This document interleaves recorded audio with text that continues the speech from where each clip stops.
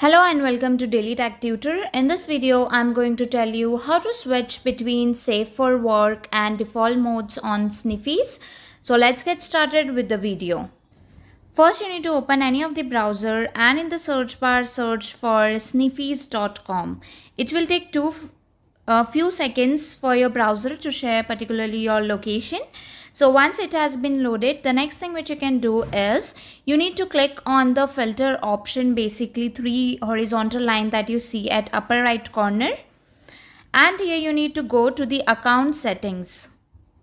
When you will scroll down till the end over here, you will see an option of show an SFW content in the Sniffies iOS app. So basically if you want the default mode, you can just toggle it on and then this window will appear. You need to click on allow. So as you click on that, you can see that the default mode has been enabled in your Sniffies iOS app.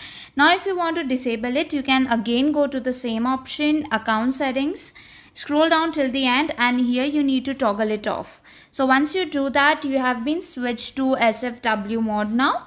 So this is how you can switch between SFW and default modes. If the tutorial was helpful, please like and subscribe.